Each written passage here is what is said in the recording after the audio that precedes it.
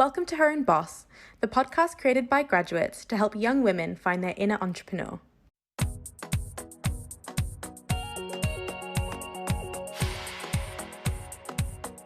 I'm your host Nikki, and today I'm joined by Carla Smith as we break down some of the common misconceptions people have about startup accelerators. We talk about how accelerators can be a great introduction to entrepreneurship, especially while you're at uni. Carla did her undergrad degree in biochemistry at Imperial College London and is currently studying towards a master's degree in bioinformatics. Throughout her time at uni, Carla did a year abroad in Spain, taught herself how to code, and was involved in 2 startup accelerators, which we discussed during this minisode. Hope you enjoy!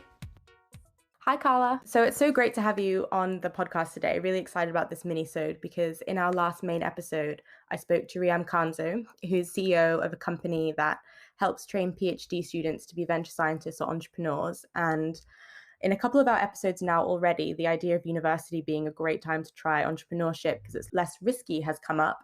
And I know there are lots of different ways to start your own business and be entrepreneurial, but one way that a lot of universities offer is through accelerators. And since you've been through some already, it would be great if we could just kind of bust some myths about what accelerators actually are, what they aren't, and how they can help you as a student. So my first question is, what is an accelerator and how did you find the programs you were a part of? I think the simplest way to describe it is probably a crash course in developing your own business. So they generally last a couple of months and they're pitched at different levels from just an idea to a much more developed business. I joined an accelerator specifically for female-led teams and it had been advertised by email and posters around my university. It was actually run by a separate department that focused on encouraging entrepreneurship and running accelerators. So I think this thing is becoming a lot more common. So I would advise people to check if your uni has one too and explore what they have to offer. And often with uni accelerators, it's pitched as a competition where you eventually have the chance to win funding or other resources to help your business get to the next stage.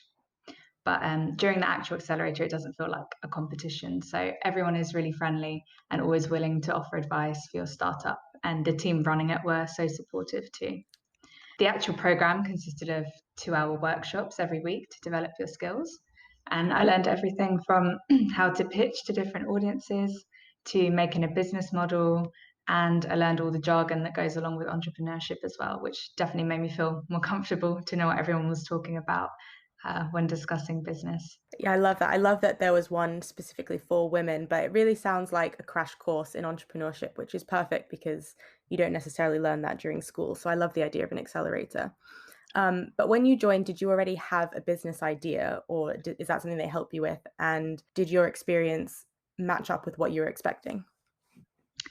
I think it's quite a common misconception that you need a full idea, as well as, a team and a complete business proposal in order to enter. But that's not the case. I just went in with an idea, which completely transformed actually during the accelerator. And I picked up teammates along the way as well. Prior to joining the program, it might seem like you have to also be fully committed to this business from the get-go, which might put you off entering. Although it is good to think about dedicating time to taking it further, I went in knowing I probably would get a job after finishing university rather than continuing, purely due to it being such an early stage idea. And that is okay, as you're still getting a lot out of it, like networking and developing your own skills. And also, I joined an accelerator in my final year of university. So when I first joined uni, I definitely wouldn't have thought this kind of thing was for me. But it's for students in any year. And there are quite a few first year students in the teams that I was with. So definitely don't be afraid to enter even if you've just joined. Wow, I can't believe you did that in your final year. So I guess practically, how did you even balance doing almost a second course of study with your actual degree? It was definitely tough, but the organisers always understood that exams were a priority. So what helped me was allowing a bit of extra time each week, just a few hours to work on the tasks that we covered during the workshops, and also having a clear action plan of what needs to be done each week, which is actually usually done in the workshops anyway. I also recruited some teammates to help me balance the workload a bit. And also, I think it was helpful to have email and Skype communications rather than always in-person meetings because, it takes a lot of time to travel and to meet people. Whereas, virtual communication is perfectly valid way of exchanging ideas. And I think my final kind of tip would be not to stress if you're not on track, because, like I said, you're still learning valuable skills and expanding your network. Nice. And how, as a uni student, do you know that an accelerator would be right for you rather than kind of just starting it on your own without all the extra support? I guess the obvious answer is that if you have an idea that you want to develop into a business or a project, then definitely join, as you can get so much support that you probably didn't even realize you needed. But it's not really all about the business or the idea. You can do it to expand your own skills and your network. And the application process to the accelerator might kind of seem off-putting because they ask a lot of questions about your idea and your vision. But in my case, the organizers emphasized that they weren't judging based on how advanced your venture is, but rather Mhm. your potential to work on it and develop it further.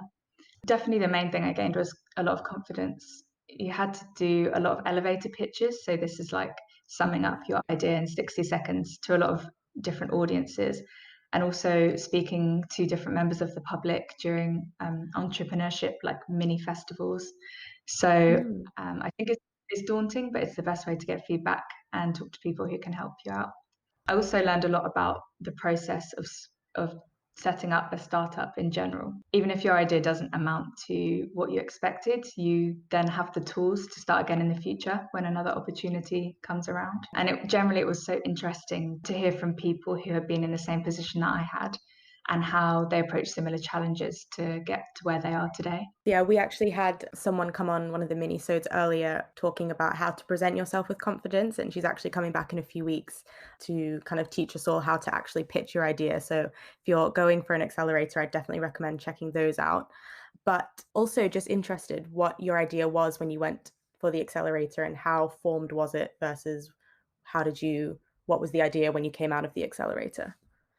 Sure. When I went in, it was just an idea about, it was a STEM-based idea on diagnosing Parkinson's disease. And it was involving the gut microbiome, which is something that I had read about, but not really had much of a chance to think about how it could be applied. And when I came out, I had a bit more of an idea of how to possibly build this kind of framework and take it into the clinic. So I had spoken to a lot of experts who were really willing to help me. And yeah, like I mentioned, I had a team, so it was a lot more achievable with all the skills I developed as well. Yeah, sounds like a really great networking opportunity as well, kind of outside of your degree, getting to meet different people.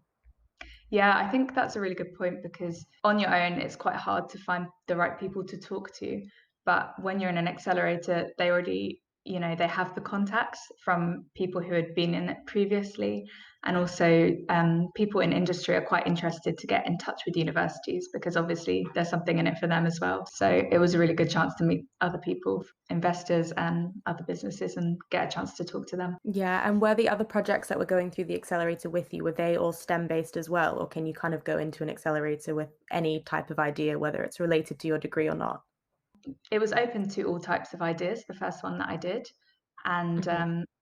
yeah, I think most of them actually weren't STEM based, but I did another accelerator that was tailored to more scientific ideas. So I think it just depends what you apply for.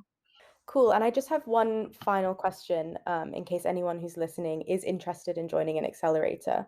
What was the hardest part for you and why? And what was the best part of it overall? I think the hardest part was definitely when you had to pitch at different stages to get into the next stage of the accelerator. So often you had to pitch to a panel of about 4 people, and it was really, really daunting. Often it was just you by yourself. You weren't really allowed to pitch with the teammates. But we were also really well prepared for that. As I mentioned, we had to do elevator pitches all the time. And again, it was a huge boost in confidence to do it and then get feedback. And I think my favorite part was actually getting to meet so many other people that you wouldn't typically meet if they were on different courses, for example, in university.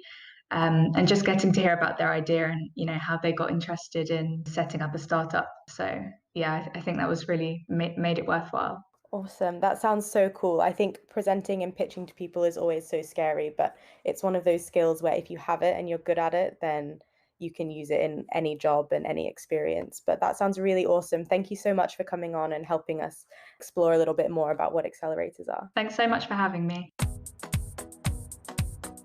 I hope you all enjoyed this myth-busting session, and be sure to subscribe or follow us so you don't miss our future minisodes about how to pitch your idea to a panel and how to appear more confident when interacting with co-workers. As always, you can find us on Instagram at Her Own Boss Podcast. And if you're enjoying listening to our episodes, then please recommend us to a friend so we can help more people find their inner entrepreneur.